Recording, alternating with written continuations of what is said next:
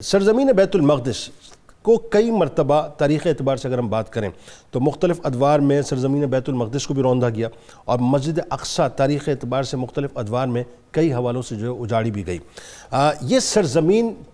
جہاں امن کی جا ہے وہاں ٹربلنس بھی ہمیشہ اس سرزمین میں رہی اور آج بھی ظاہر ہے موجود ہے، تو ذرا تھوڑا سا تاریخی تناظر میں لوگوں کو بتائیے۔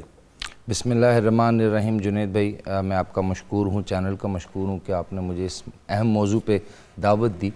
سر، اگر ہسٹوریکل کرونالوجیکل آرڈر دیکھا جائے تو ہمیں 2 یا 3 ایسے سورسز ملتے ہیں جن کو ہم یہ کہہ سکتے ہیں کہ مستند ہیں۔ ایک تو احادیث مبارکہ سے ہمیں ملتا ہے، قرآن میں بہت سے اشارے ملتے ہیں، اور دا بک آف جینیسس جو کہ بائبل کا ایک حصہ ہے، وہاں پر بھی بہت سی ایسی ہمیں چیزیں ملتی ہیں جو کہ مصدقہ طور پر اسی اسلامک ہسٹری کو بیان کرتی ہیں جس کا حدیث میں ذکر ہے۔ سب سے پہلی چیز، جس طرح مولانا صاحب نے فرمایا کہ مسجد الحرام سب سے پہلے بنائی گئی اور اس کے 40 سال کے فرق سے مسجد الاقصیٰ کو تعمیر کیا گیا، تو یہ تو مدعا یہیں پر سالو ہو جاتا ہے کہ حضرت آدم علیہ السلام نے ہی اس کو تعمیر کیا اور شروع میں ہی اسی کی بیس بنوائی۔ دوسری چیز جو حضرت ابراہیم علیہ السلام کے ہاں جو دوسری ان کی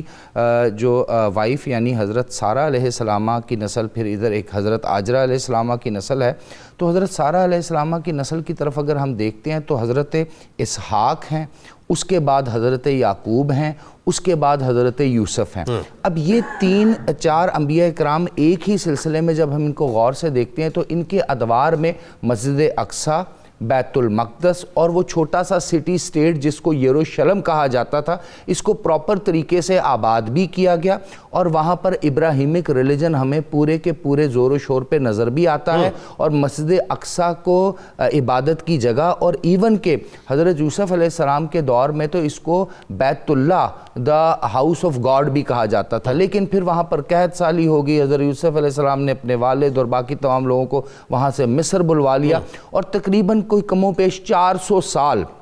حضرت یوسف علیہ السلام کی جو نسل ہے وہ مصر اور اس کے گرد و رواں میں رہی، لیکن تب تک جو مسجد اقصیٰ تھی یا بیت المقدس کا، اس کی عزت و تکریم تو قائم تھی، لیکن اس کو تاریخ میں اس طرح سے کوئی ڈیفائن نہیں کر سکا کہ ان 400 سالوں میں اس جگہ پر کیا کیا گیا۔ لیٹر آن ہم یہ دیکھتے ہیں کہ حضرت داؤد علیہ السلام کا جب دور آتا ہے، کنگڈم آف ڈیوڈ جس کا آپ نے ابھی ذکر کیا، حضرت داؤد علیہ السلام اپنی پوری کی پوری ایک سلطنت قائم کرتے ہیں، پھر اس سلطنت میں لیٹر آن حضرت سلمان علیہ السلام جو ہیں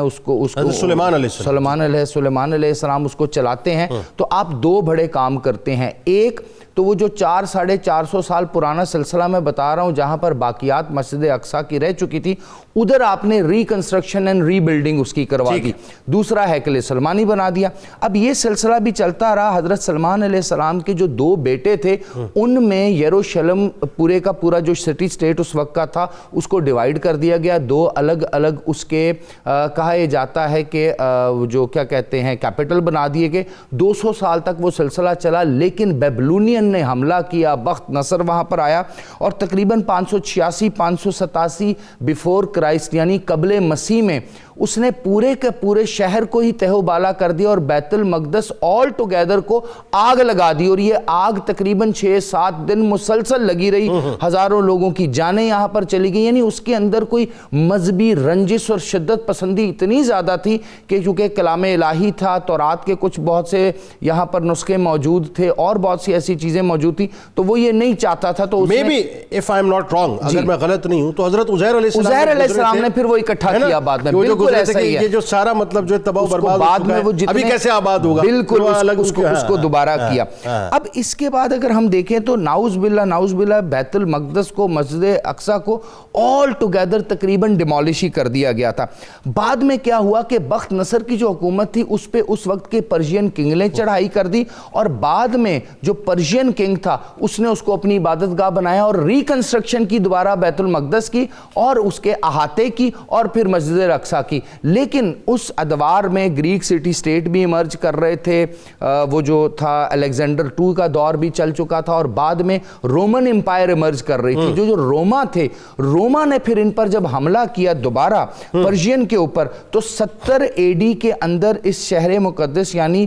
جو یروشلم کا پورا شہر ہے، بیت المقدس ہے، اس کو پھر تباہ و برباد کر دیا گیا، اگین تباہ و برباد کر دیا گیا. اور پھر ایک ایسا ڈارک پیریڈ آیا کہ نبی پاک صلی اللہ علیہ وآلہ وسلم کے دور تک، یعنی آلموسٹ 315 اے ڈی تک کا ایک سلسلہ تھا جس میں کہ رومن ایمپرر نے، جس کا نام کانٹسٹائن تھا، کچھ حد تک اس کے دور سے پہلے اس شہر کی تھوڑی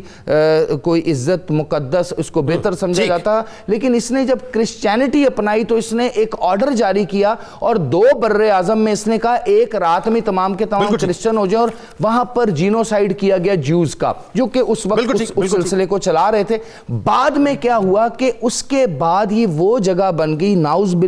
باللہ کہ یہاں لوگ کوڑا کرکٹ پھینکتے تھے، گندگی کے ڈھیر پھینکتے تھے. اس کے پورے نشانات، اس شہر کے نشانات مٹانے کی کوشش کی گئی. لیکن بعد میں پھر نبی پاک صلی اللہ علیہ وسلم نے جب یہاں معراج کا سفر کیا مسجد حرام سے مسجد اقصیٰ، اور اس کے بعد آپ نے ڈیوٹی صحابہ کرام کی لگا دی کہ آپ لوگوں نے یہاں پر تعمیر نو کرنی ہے. اور پھر فاتح بیت المقدس حضرت عمر فاروق رضی اللہ تعالیٰ عنہ 40,000 صحابہ کے ساتھ یہاں گئے، ری بلٹ، ری کنسٹرکٹ کیا. بعد میں 1099 میں پھر کروسیڈ ہوئی، پھر 88 سال بعد سلطان صلاح الدین ایوبی آئے، اور پھر 1919 میں اب پھر انہی کروسیڈر کے پاس بیت المقدس مسجد اقصیٰ آج 90 سال سے پھر موجود ہے.